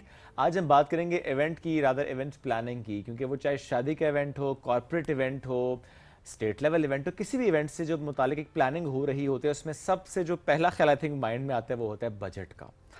कि आप एक स्मार्ट प्लानिंग कैसे कर सकते हैं कि अगर लिमिटेड रिसोर्सेज हैं और फॉर श्योर ज़ाहिर जिस तरह से महंगाई एंड एवरीथिंग, तो आप सोच रहे होते हैं कि एक लिमिटेड रिसोर्स में रहते हुए एक बहुत इम्पैक्टफुल इवेंट आप करें जो कि वाकई फिर यादगार रहे। आज इस मौजू पे मैं बात करनी है और जिस मेहमान ने मैं आज ज्वाइन किया है, क्योंकि वो माशाल्लाह बहुत लंबे अरसे से ज़बरदस्त काम कर रहे हैं, वो चाहे स्टेट लेवल इवेंट्स हों, वो चाहे कॉर्पोरेट इवेंट्स हों, he is doing an amazing job.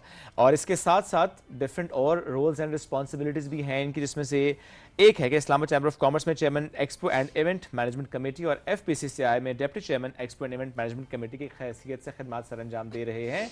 Let's welcome Waqas Khan. अस्सलाम वालेकुम जी। वालेकुम सलाम सर, कैसे हैं? जी अल्हम्दुलिल्लाह फर्स्ट क्लास। क्या वाकई सबसे पहला जो एक सवाल होता है वो बजट से मुतालिक होता है, आपका भी और क्लाइंट का भी? Thank you so much. सबसे पहले PTV की सारी टीम का आपने इनवाइट किया। बेसिकली इवेंट मैनेजमेंट एक ऐसी जॉब है, इसमें पहले आप लोग अपनी ख्वाहिशात की लिस्ट बना लेते हैं, उसके बाद बजट की लिस्ट बनाते हैं। ठीक है। तो इसलिए पहले हमें बजट मैनेज करना चाहिए, उसके बाद हमें अपनी सारी ख्वाहिशात रखनी चाहिए कि हमने किस स्टेप पे काम करना है। ठीक है। तो सबसे ज़्यादा जो इवेंट मैनेजमेंट आप मैनेज करना चाहते हैं तो उसके लिए आपको वेन्यू सिलेक्ट करना चाहिए। ठीक है। अगर आप चाहते हैं आप कम बजट में काम करें तो आपको वेन्यू ऐसा सिलेक्ट करना चाहिए जिसमें ऑलरेडी 70% काम हो। ठीक है। हमको ये ऐसा आउटडोर वेन्यू रख लेते हैं, उस पर लाइट एक्सपेंस आपको पता है, उस पर ट्रैवलिंग चार्जेस, उस पर स्टेज, ईच एंड एवरीथिंग, तो उस पर आपकी कास्ट ज़्यादा बढ़ जाती है। तो आपको कुछ ऐसा वेन्यू रखना चाहिए जिस पे ऑलरेडी 70% काम हो ताकि आपकी कास्ट कम आए। मिनिमम ये है। तो ये चीज़ें ज़ाहिर माइंड में रखनी बहुत ज़्यादा इम्पॉर्टेंट भी हैं। चैलेंजेस क्या हैं इस वक्त? बिकॉज हमने आपको बहुत इवेंट्स मैनेज करते हुए देखा है एंड हमने देखा है कि बड़ा प्रेशर होता है ओवरऑल चीज़ों को, एंड टाइम पे चीज़ें चेंज हो रही हैं, जो उन चैलेंजेस को केटर करना उस टाइम पे कितना मुश्किल हो जाता है कि क्लाइंट की एक्सपेक्टेशन को आपने मीट करना है नो मैटर व्हाट। हाँ, ऐसा है, शुरू में तो आपको बड़ी एंजाइटी होती है इवेंट मैनेजमेंट में। जो आप वक्त के साथ यूज टू हो जाते हैं, ऐसा होता है कि सम टाइम आपके सेटअप आपकी नज़र में बहुत अच्छा हो रहा है, मगर सबसे पहले आपने अपने क्लाइंट की साइकी को समझना है कि उसको क्या चीज़ क्लिक कर रही है। वो आपकी नज़र में, आपकी टीम की नज़र में वो बड़ा हाई फाई काम होता है, मगर क्लाइंट उससे सेटिस्फाई नहीं होता। इवेंट मैनेजमेंट में सबसे पहले आपने टाइम कमिटमेंट, आपने एक टाइम पे डिलीवरी देनी है, आपने उस टाइम की जो आपकी कमिटमेंट है उसके ऊपर आपने 100% डिलीवर करना है। सबसे फर्स्ट ऑफ ऑल तो ये चीज़ होती है। सेकंड लास्ट ये चैलेंजेस होते हैं आपके लिए और हम इसके यूज टू हो गए हैं। सम टाइम ऐसे गवर्नमेंट लेवल पे सम टाइम ऐसे इवेंट्स भी होते हैं क्योंकि अचानक कोई ना कोई मीटिंग्स आ गई, अचानक कोई ना कोई सेमिनार्स आ गए, अचानक कुछ ऐसी सिचुएशन बन गई तो लास्ट बिल्कुल आपके गेस्ट एंट्री पे होते हैं और आपके इवेंट कैंसिल हो जाते हैं। तो इस चीज़ से हमें मज़ीद सपोर्ट मिल रही होती है। स्पेशली अभी जो हमारी गवर्नमेंट आई है, आपने नोट किया होगा, आपने ख़ुद भी, मुझे 24 ईयर हो गए अपनी फील्ड में, हमने सब गवर्नमेंट्स के साथ काम किया है माशाल्लाह, मगर जितने आपके इंटरनेशनल डेलीगेशन इस वक्त स्टार्ट हो गए हैं, आप देखें ईरान देख लें, आप टर्की, 2 दफ़ा आपका सऊदी अरेबिया आपके यहाँ पर हो चुके हैं, बड़े ग्रैंड इवेंट हो चुके हैं। इससे पहले इतनी B2B कॉन्फ्रेंसेस, काजाकिस्तान, आपका रूस, आपके कोई ऐसे टॉक्स देख लें, इस्लामाबाद टॉक्स आप देख लें 2 दिन। अच्छा, वो इतने अच्छे मैनेज हैं, इतने ज़बरदस्त हैं। हमारे कंपटीटर्स भी हैं, हम इस बात पे नहीं करते, मगर आप ये कि अभी मार्केट में काम इतना ज़्यादा हुआ है, कोविड के बाद हमारी इंडस्ट्री बहुत ज़्यादा डेड हो गई थी। क्योंकि जब भी कोई इफ़ेक्ट होता है, स्पेशली इवेंट मैनेजर का काम होता है, जो आपके पास कोई एक्स्ट्रा बजट होगा या आपकी कुछ एक्स्ट्रा खुशियों में किसी ने चीज़ करना है तो आप लोग करेंगे, अदरवाइज़ हमारी इंडस्ट्री बहुत ज़्यादा उसमें होती है। मगर मौजूदा इसमें हमें इतनी ज़्यादा सपोर्ट मिली है। अभी हालिया आपका बजट हमारा जो हुआ है, इसमें हम पे कोई फ़र्क नहीं पड़ा। इंटरनेशनल फ्यूल की प्राइसेस हैं तो वो पूरी वर्ल्ड में, मैं अभी इंटरनेशनल ट्रिप करके आया हूँ तो आपके रेट्स, आपके flights, each and everything fluctuation आ चुकी है। मगर अल्हम्दुलिल्लाह हमारे पास यहाँ पर इतना ज़बरदस्त सिस्टम है कि सिर्फ वो फ्यूल की वजह से हमारी ट्रांसपोर्टेशन कास्ट में फ़र्क आया है, बाकी हमें किसी चीज़ और वो भी आई थिंक अब आहिस्ता आहिस्ता बेहतर हो जाएगा। बिकॉज ज़रा जिस तरह इस्लामाबाद टॉक्स ने जो एक बुनियाद रखी है, उसके बाद अब कहा ही जा रहा है कि 19 को इंटरनेशनल एग्रीमेंट हो जाएगा, उसके बाद ये एक्सपेक्ट किया जा रहा है कि और चीज़ें वापस स्टेबिलिटी की तरफ ज़ाहिर आना शुरू हो जाएंगी। अच्छा, आप कॉर्पोरेट इवेंट्स ज़्यादा करवाते हैं या वेडिंग इवेंट्स भी करवा रहे होते हैं? जी, हमारी मार्कीज़ भी हैं, आउटसोर्स भी हम लोग करते हैं, मगर हम लोग ज़्यादा कॉर्पोरेट इवेंट्स करते हैं क्योंकि हमारे बैक टू बैक जो हमारे इवेंट्स होते हैं वो प्लान हुए हैं। जैसे अभी हम लोग 17 अगस्त तक बिल्कुल बैक टू बैक इवेंट्स हम लोग लॉक हो चुके हैं। तो जब आपके गवर्नमेंट के इवेंट होते हैं, वो आपके ई-पैड पे अभी गवर्नमेंट ने इतना ज़बरदस्त काम निकाला है कि आप पूरे पाकिस्तान से इवेंट मैनेजर उस पर आते हैं, ई-पैड पे आप लोग उसको लॉन्च करते हैं, जिसकी अच्छी प्राइजेज है उसको वहाँ से ही काम मिल जाता है। ई-पैड आपका जो पेपर का जो साइट है उसके ऊपर आप जाएं, आपके डॉक्यूमेंटेशन कंप्लीट होने चाहिए, आपकी कंपनी के एक्सपीरियंस होना चाहिए, आपके टैक्स डॉक्यूमेंट्स कंप्लीट होने चाहिए, आप रजिस्टर होने चाहिए, तो आप XYZ कोई भी हैं आप वहाँ पर जाकर वरना देखें बाहर ये परसेप्शन है ताल्लुकात हैं इसीलिए काम कर रहे हैं। नहीं, ऐसा अभी तो बिल्कुल भी ऐसा नहीं है, क्योंकि अभी आप बिल्कुल बड़े नीट एंड क्लीन, अभी हमने कराची में टेंडर किया और डिलीवर तो आपको करना ही होता है, वो तो आपको नजर आ जाता है। एक इवेंट पे चल जाएगा ना मैक्सिमम। हाँ, अगर आपने लॉन्ग टर्म काम करना है तो वो फिर आपके ताल्लुक गले पड़ जाते हैं, फिर आप काम नहीं कर सकते, फिर आपको काम करना वैसे ये बात सही है, ताल्लुक ना हो तो बेहतर हो जाता है, बेहतर हो जाता है, वरना वो प्रोफेशनली तो चल वो फिर बात पे ना आपको वो डांट कर रहे होते हैं कि भाई ये देखो आपको हमने लाया था, आपने ये काम खराब कर दिया, आपको हमने लाया था। या एक्सपेक्टेशंस के पर्सपेक्टिव से भी होता है ना कि आप दोस्त हैं, आपसे एक्सपेक्टेशंस ज्यादा हैं कि आप ये भी कर दें वो भी कर दें। एनी हाउ ये तो चलता ही रहता है ओवरऑल उस लिहाज से देखा जाए। ये वाकई क्लाइंट के पास पैसा नहीं होता क्योंकि हमें तो जब भी अप्रोच किया जाता है, ठीक है, मुझे मतलब किसी कॉर्पोरेट इवेंट की बड़े बात करें, होटल को पिक करते हैं, मतलब इतना ग्रैंड इवेंट करते हैं, की सब बात कुछ ठीक होता है, बुफे भी बेहतरीन, तो हमारे पास तो बजट लिमिटेड बजट है। आपकी दफ़ा मैं आपको आने आपको बता देता हूँ, ऐसा हो जाता है कि जिस वक्त आप घर बना रहे होते हैं ना, तो स्टार्टिंग में आपके पास एक अच्छी अमाउंट होती है, आप लगे होते हैं, मगर जब उस पेंट वाले की बारी आती है तो उसकी दफ़ा क्रेडिट हो जाता है, फिनिशिंग वाले की दफ़ा पैसे की दफ़ा जो है क्रेडिट हो जाता है। इसलिए दूसरी बात यह है कि बैक टू बैक इवेंट हो तो फिर हम भी क्लाइंट के साथ थोड़ा उस पर कर लेते हैं। अभी एक इवेंट हो 1 ईयर में है ही एक इवेंट है, एक क्लाइंट है उसके बैक टू बैक 10 इवेंट्स है, हम कहते हैं इसमें नहीं तो हम आगे चले जाते हैं, उसमें नहीं तो आगे चले जाते हैं। ये फिर क्लाइंट की साइको भी होती है कि उसके ऊपर हम जितना मिनिमम इनको कहाँ तक लेके जा सकते हैं। जैसे माशाल्लाह आप दोनों हैं, अभी ब्रांड हैं, तो आप जहाँ पर भी जाते हैं, आपने माशाल्लाह प्राइम मिनिस्टर के हमारे साथ भी इवेंट किए हुए हैं, अदर भी आप गवर्नमेंट के इवेंट भी कर रहे हैं, मगर जो आपकी इवेंट की डिटेलिंग होती है और आप किसी और होस्ट को रख लें तो आप डिस्टर्ब होते हैं। आप यकीन करें जब आप लोगों को इवेंट होता है एज ए इवेंट मैनेजर हम बड़े टेंस होते हैं कि बैकअप जनरेटर्स हमने देखने हैं, लाइट इफेक्ट्स देखनी है, कहीं साउंड में ब्रेक ना आ जाए, कहीं आपकी ओबी ना बैठ जाए, 100 तक वो हैं आपके पास। मगर जब मेन चीज़ है जो बोल रहा है बंदा, तो आप माशाल्लाह इतना अच्छा बोल लेते हैं कि हम बड़े रिलैक्स होते हैं, हम और कामों में लगे होते हैं, हमें ये पता है यहाँ से इन्होंने हर चीज़ को endorsement by Abbas Khan, please देखें इसको। दूसरा गवर्नमेंट की तो ये होता है कि चलें हर चीज़ एक स्टैंडर्ड के लिहाज से वो फिक्स होती है, वो आपको पता भी होता है, वो प्लान्ड होती है, वो सारी चीज़ें। बट हम ओवरऑल जो है ना, हम जरा कॉर्पोरेट इवेंट्स की बात करें प्राइवेट सेक्टर की, कि अगली बात ये होती है ना जो क्लाइंट सबसे, हमें उस टाइम लगता है क्लाइंट से ज़्यादा गरीब इस दुनिया में कोई है ही नहीं। तो खैर ये तो इट्स पार्ट ऑफ बिजनेस के किस तरीके से आपने अपने बिजनेस को लेके चलना होता है। अच्छा, किन बातों का, एक तो आपने बताया कि वेन्यू सिलेक्शन और उस लिहाज से आपको चीज़ों को देख के चलना होता है, बट अदरवाइज किन बातों का ख्याल रखना चाहिए इवेंट मैनेजर को भी एंड देन क्लाइंट को भी, और इनके कोऑर्डिनेशन सिंक होना आपस में, ये कितना इंपॉर्टेंट है? ऐसा है कि 2 तरह की कंपनीज होती हैं मार्केट में। मैं जब भी कोई शो करता हूँ तो मुझे 10 इवेंट मैनेजर मेरे दोस्त नाराज़ हो जाते हैं, मैसेज करते हैं, कितने यार आप हमारी सारा पंडोरा बॉक्स खोल के आ गए। एक तो इवेंट मैनेजर जो है 2 तरह की कंपनीज है मार्केट में, एक है वेंडर बेस्ड कंपनीज, एक है इट ओन कंपनीज। ठीक है, जिसमें अल्हम्दुलिल्लाह हमारे अपने वेयर हाउस हैं, अपनी ट्रैवलिंग है, अपनी ट्रांसपोर्टेशन है। मेरी आपसे कमिटमेंट है कि 9:30 पे ऑल डन, तो आप 8:30 पे क्लाइंट आके देख ले ईच एंड एवरीथिंग। ओके, और स्पेशली जो गवर्नमेंट सेक्टर होते हैं उसमें सिक्योरिटी मेजर्स होते हैं, उसमें और पहले से आपको सब कुछ तैयार उसमें तो हमें फुल ड्रेस रिहर्सल होती है, उसमें तो हमें उससे भी 1 दिन पहले चाहिए। तो लिहाजा वहाँ पर आप वेंडर बेस्ड कंपनी करेंगे तो आपकी प्राइसेस 2 डेज पर अप हो जाएगी। तो आप जब भी क्लाइंट किसी भी इसको लॉक करे, एक सोशल मीडिया पेज को ना देखे, किसी बच्चे ने 25 डेज या 6 मंथ पहले उसने एक इवेंट किया, अपने घर में कोई अच्छा सा बर्थडे का डेकोर किया या कुछ उसने इंस्टा पे लगा दिया, उसकी रीच अच्छी आ गई तो उसको किसी ने अप्रोच कर लिया, मगर जब वो काम की बारी आई तो वो बहुत ज़्यादा डिले हो गए, वो बेचारे परेशान सर पकड़ के किया हमने क्या कर लिया। इसलिए जब भी इवेंट करें वो 2 तरह की कंपनीज है, एक वेंडर बेस है, एक आपकी ऑन कंपनी है।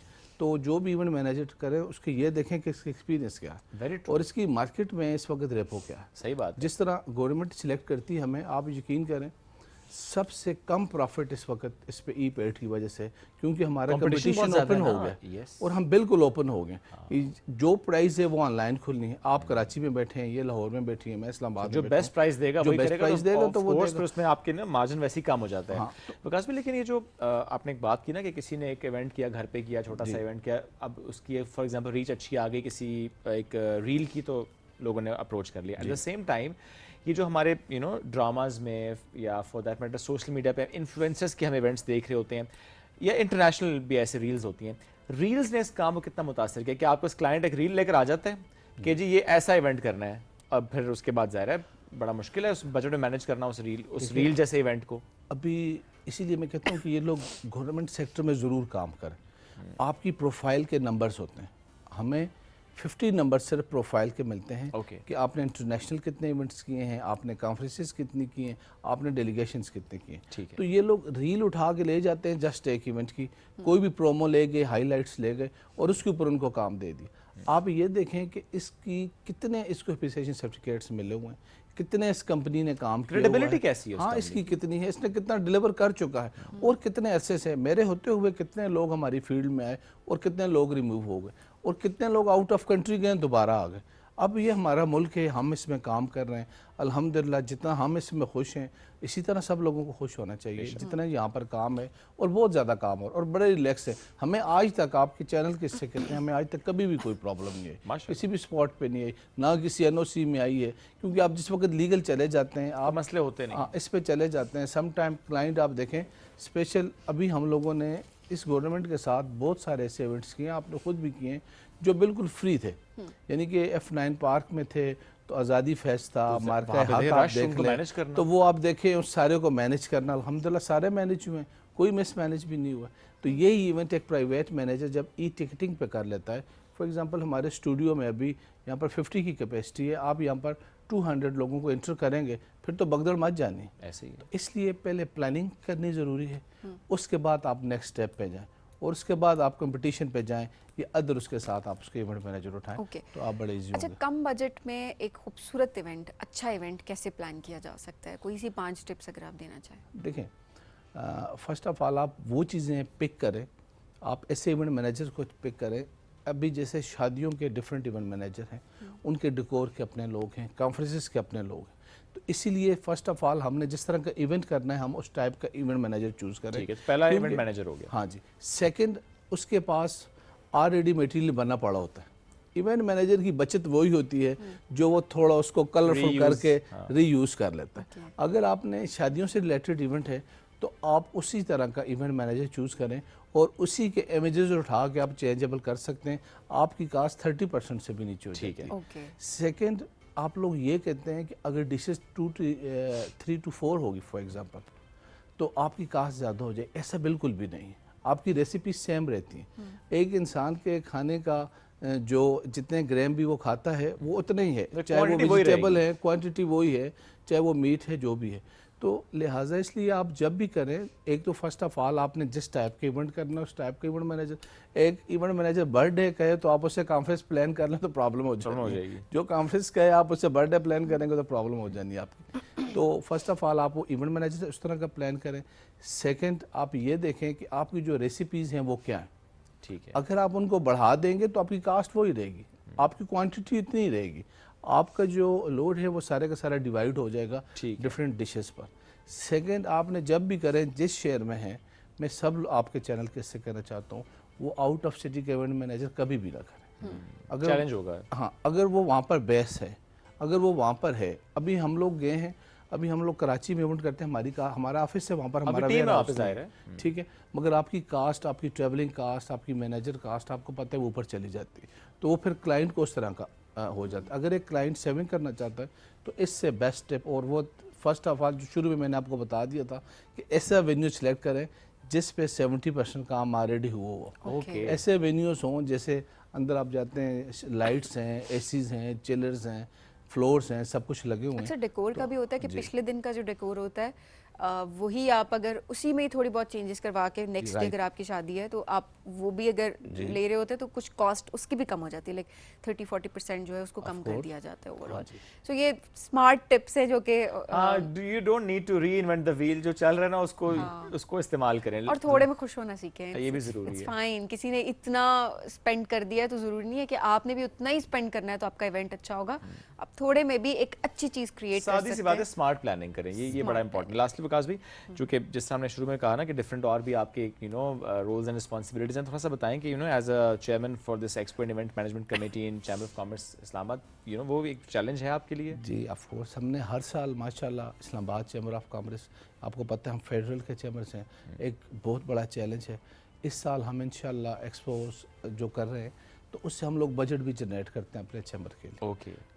सम टाइम एक्सपोज ऐसी भी होती हैं कि हम B2B मीटिंग्स करवाते हैं। ठीक है। लास्ट टाइम हमने इस्लामाबाद चैम्बर ऑफ कॉमर्स में 60+ कंपनीज, इंटरनेशनल कंपनीज की B2Bs करवाए और फिर B2G भी हुई वहाँ पर। सही। तो वहाँ पर एक ये, क्योंकि चैम्बर्स का काम ही होता है आपस में कनेक्ट करवाना। एब्सोल्युटली। मिनिस्ट्री ऑफ कॉमर्स इसमें बहुत सपोर्ट करती है चैम्बर्स को, तो उसमें हम हर एम्बेसडर्स को मिलना, हर कंट्रीज़ में जाना, मैं रोड शोज़ करता हूँ, वहाँ से हम लोग लेके आते हैं, इनको आपस में कनेक्ट करवाते हैं।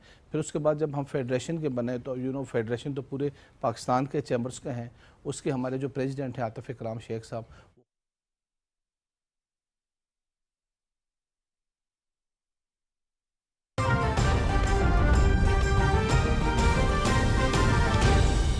दुरुस्त हर वक्त बार वक्त।